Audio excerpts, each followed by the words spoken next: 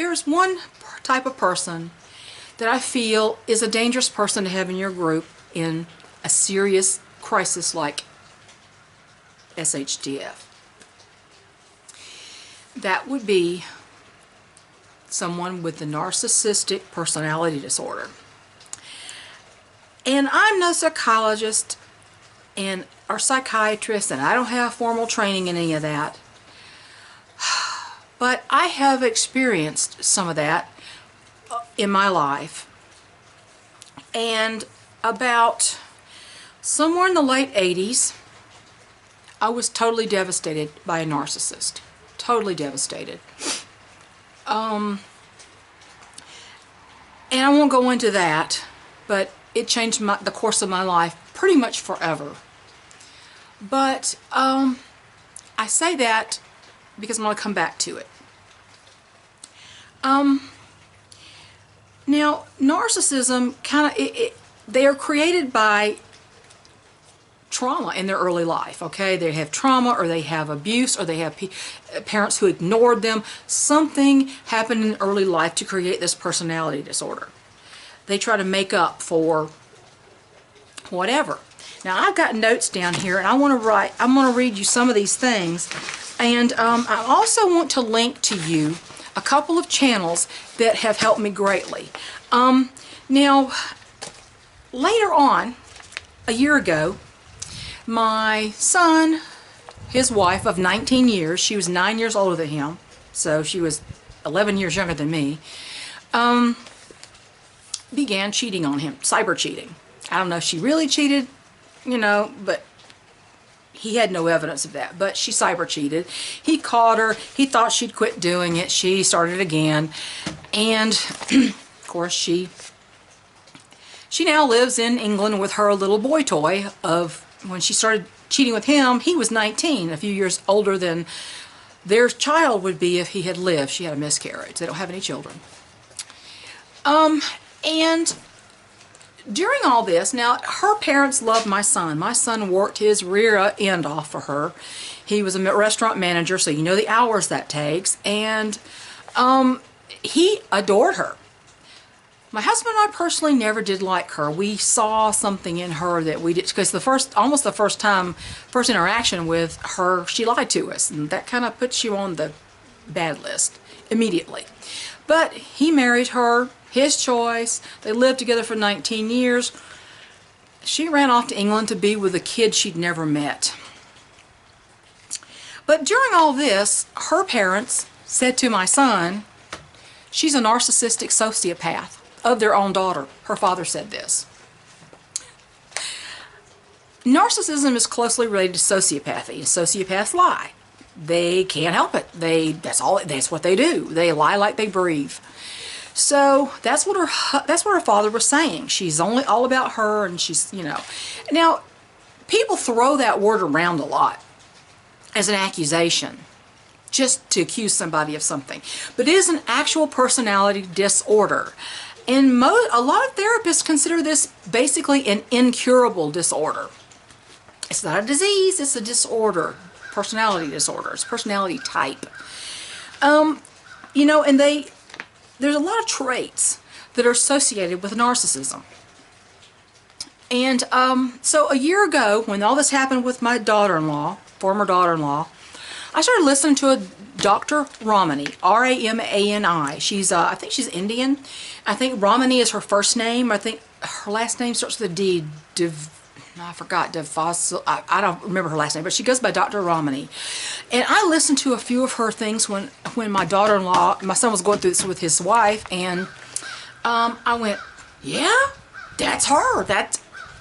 Her father's right. Her father's right. He had her pegged. He knew his daughter very well. Well, recently you know, you think you know better, and you think you can see these things, to see the signs if you've already encountered this a couple of times. But apparently they can draw you in, and the narcissist can appear normal at first. They can appear, and some people call it, I think, covert narcissism. They cannot appear to be what they really are in the beginning. But there's a lot of things that go with the narcissist, the reason you don't want them in your inner circle in SHTF. They use a lot of control and manipulation. They use a lot of bait and switch. For instance, they're basically incapable of empathy. They cannot understand feelings of other people. They don't care about feelings of other people. But they can appear to care to draw you in. And then they manipulate you into thinking it's all about them. You have to feel for them. They don't feel for you, but you must feel for them. They have, strict set of rules. They break rules. They leave other people in limbo. They break promises. They may easily make promises to get what they want, but they break them all the time. They can have a lot of charm. They initially can have a lot of charm and put on public facade. And they can hold that public facade together. You'll see a few cracks here and there, but if you're not looking for them, you can miss it at the beginning. I think I did.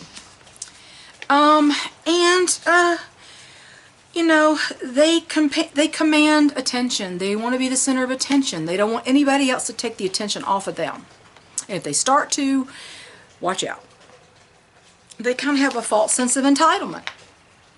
They feel like they deserve pity and special treatment. And they will remind you of that in all kinds of ways. They like to steal your ideas. They like to take credit for something you did because it's not about you, it's about them.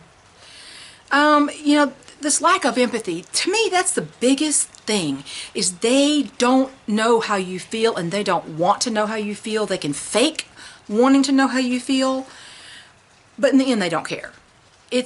Your feelings are 100% irrelevant to them. They don't care. It's all about them.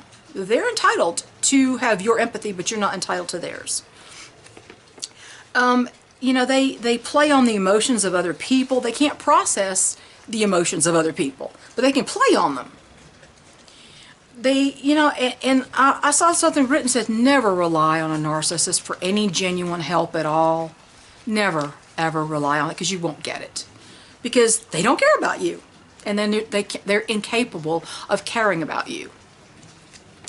Never confuse the false empathy they project at the beginning, because they're baiting you to get you in, and then they'll switch it on you and make it all about them. That's all that's for. Now, families of narcissists especially know that they walk on eggshells. They got to be very careful what they say and how they say it. Because rage is another aspect of this disorder. It doesn't take much. In fact, sometimes it takes nothing for them to just explode in your face over basically nothing. It's completely out of proportion to whatever the subject is. Or no subject. They can just be mad. And they can disconnect from reality when they're in their own home spaces. They kind of like spacey or something. Now, I've never been with a narcissist in their home space, privately, because thank God I'm not married to one. I wouldn't still be married 44 years later if I was, because, I have some self-respect. I won't do that. But that's what I understand. I've been researching this over the last few days because it's fascinating to me. And, it just is so fascinating. They say that some narcissists have addiction problems. I don't know about that, but I tell you what, they also say that the victims of narcissists can develop addiction problems because of the emotional pain that this person inflicts on them. And trying to get away from that, they can develop addiction problems. Now, they're intolerant of criticism. They're also intolerant of anything that they interpret as criticism. For instance, in a recent thing, I expressed concern about someone. I felt that I knew their high-stress personality. I knew they were high-strung, and they were taking on a lot of stuff, and I thought, this is going to be too much. I mean, can you do all this? This is all a lot in one small span of time, and can you take that much on? I don't think you can handle, and I expressed to someone else, who I shouldn't have talked to, that I thought that this person could not handle everything this person was taking on at one time, that this person appeared unable to handle what was going on now that well, and what happens when all this other stuff is piled on top. So I felt this person was going to implode. And that was a concern. That wasn't an attack. However, true to the narcissist, it was perceived as an attack. It was perceived as, excuse my French, this is the word, talking shit about me. So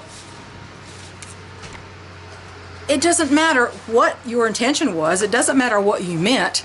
It was an attack because you didn't 100% support me and say I was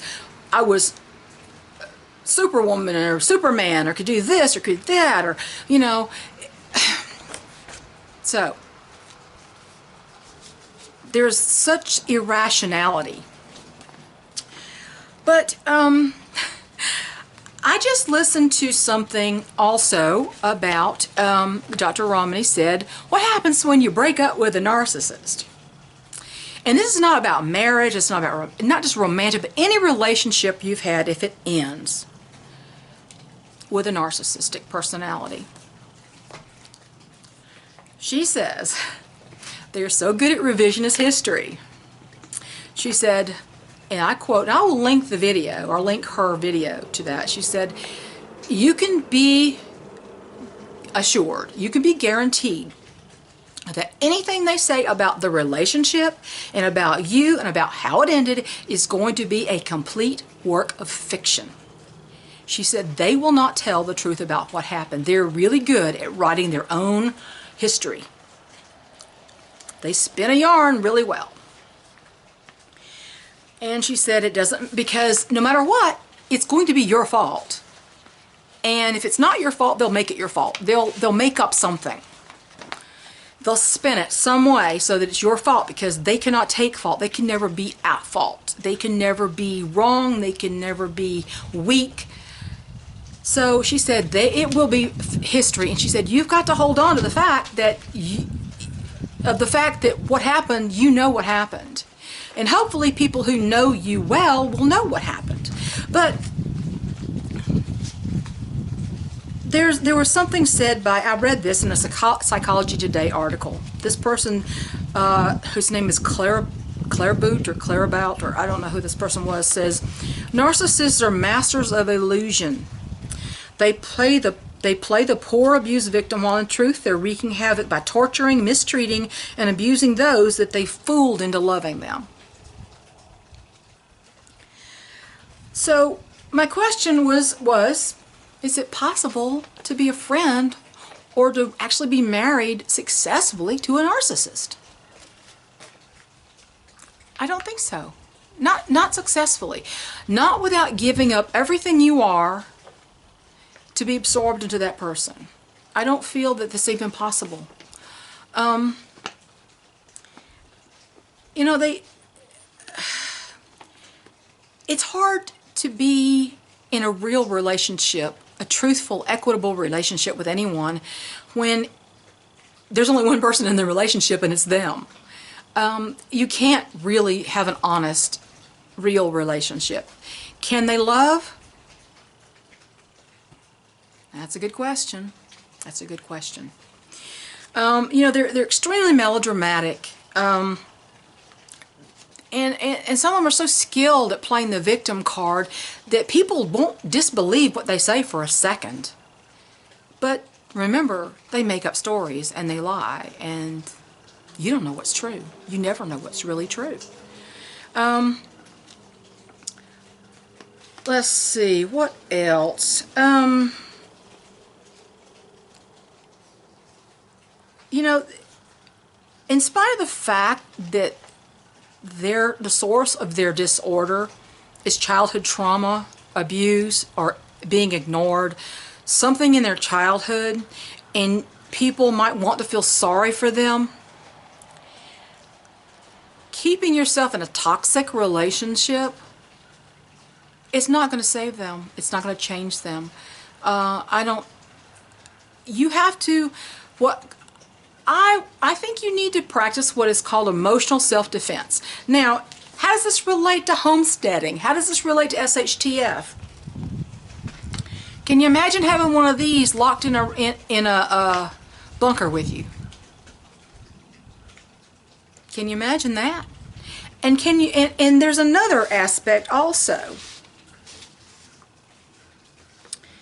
There's the gaslighter. Now they talk about narcissism and gaslighting as two different disorders, but they are so intertwined in my mind, because in the worst case scenario, they can be in the same person. Because it says narcissists use and exploit you. Gaslighters dominate and control you. And it can be the same person doing both. And I think that's what happened with the last situation I had. But Dr. Ramani was joking. She says, I tell my patients this, and she said, it's really true. It is true. She says, when is a narcissist lying? She said, when his lips are moving. That's rather stunning, honestly. And, you know, do you want somebody in your group making you feel inferior, trying to gaslight you, constantly you want to be locked in there with somebody like this? Trying to character assassinate you. Character assassination is something that narcissists do very well. I had that happen in the late 80s. My character was totally assassinated. And this is by a pastor of a church who was now I realize all these years later, knowing what I know now, he was a raging narcissist. And I will tell you something else quite disturbing. I thought, you know, after reading all this stuff and researching, I thought, wait a minute. How many pedophiles are narcissists? Because it seemed to be really, they had the same traits. And I looked it up, and lo and behold, they said almost all pedophiles are narcissists. Because think about it.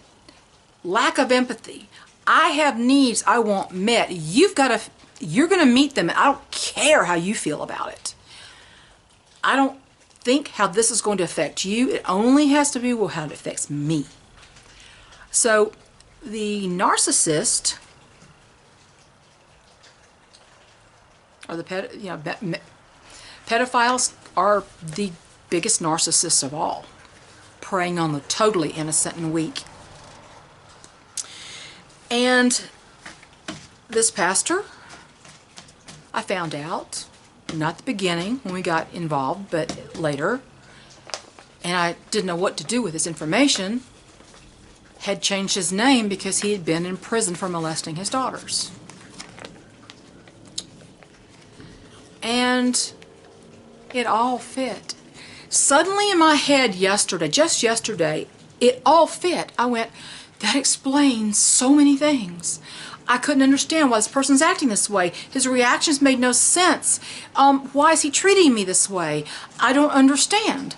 I've done nothing to hurt this person. Why are they trying to hurt me? There you go. Narcissistic personality disorder. It doesn't make any sense.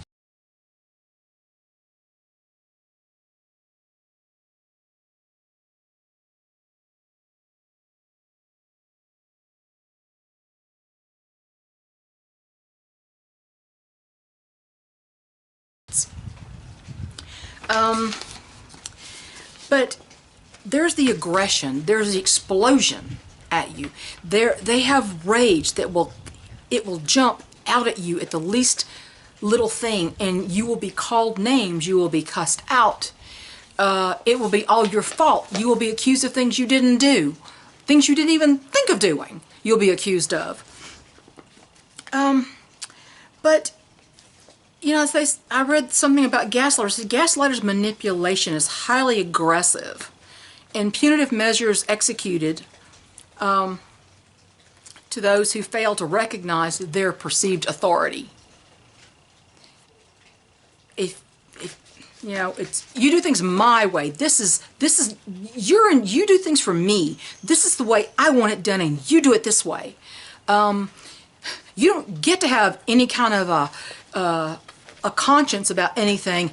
I am your conscience. I will tell you what to do.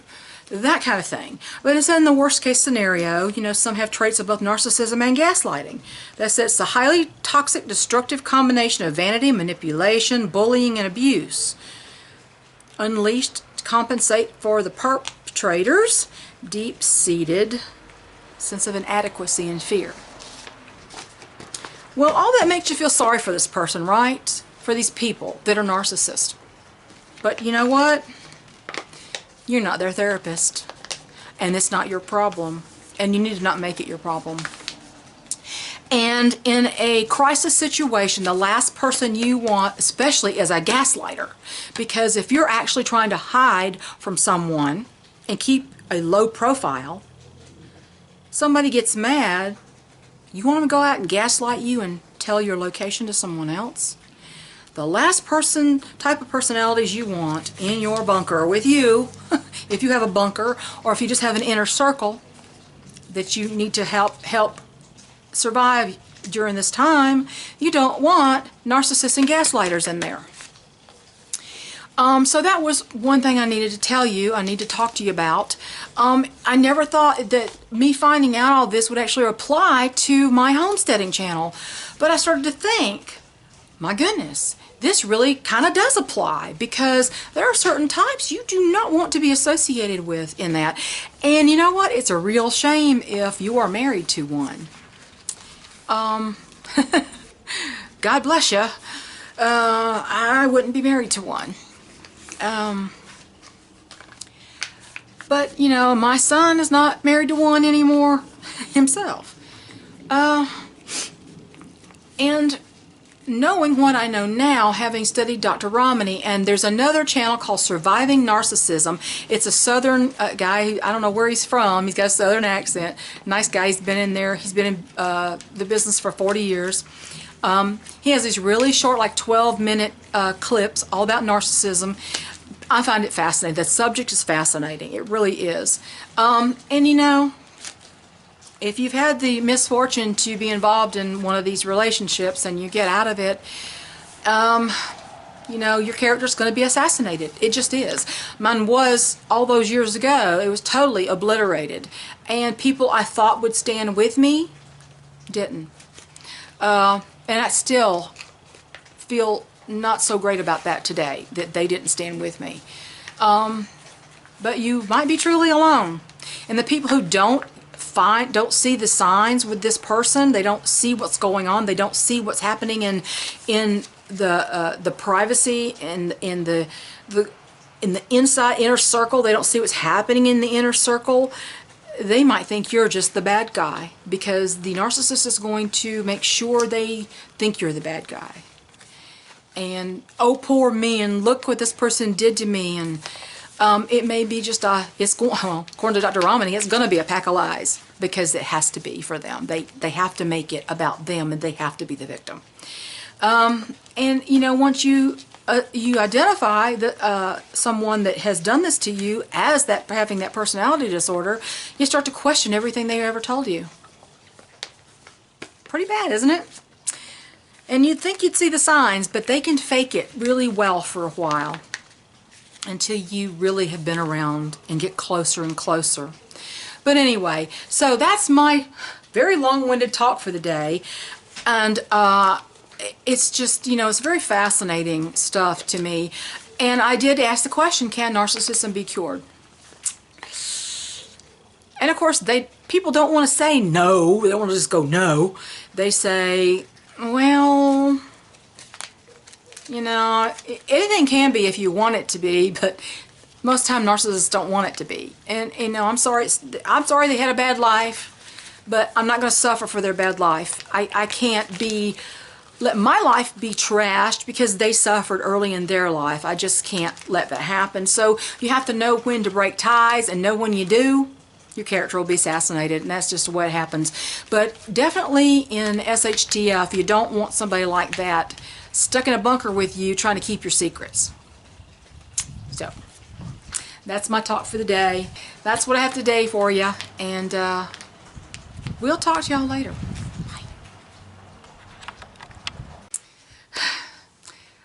came back because I wanted to say one more thing. We never know who we're going to help when we talk about this stuff.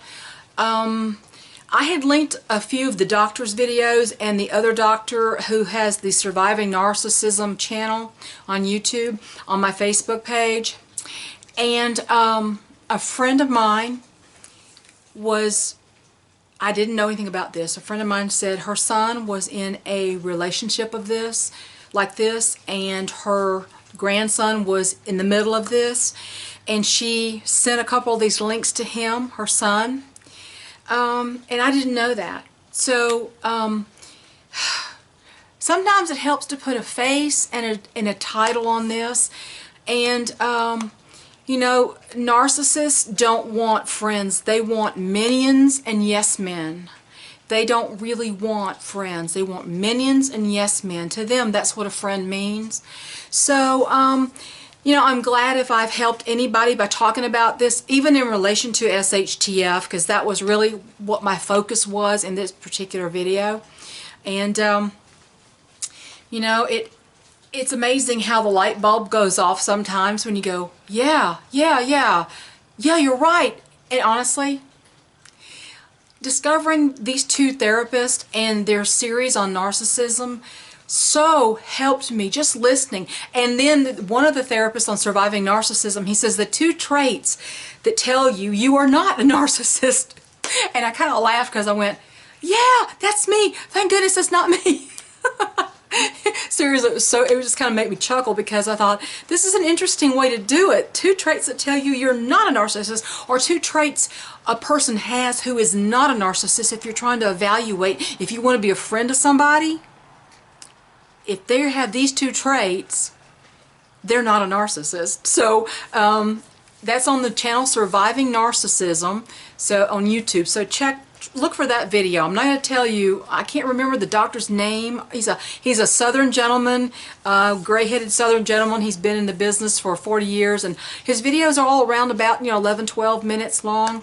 But anyway, I want to come back and let you know that you never know who you're going to help or where you're going to help them. So you guys have a wonderful, wonderful, wonderful holiday, and we'll talk to you later.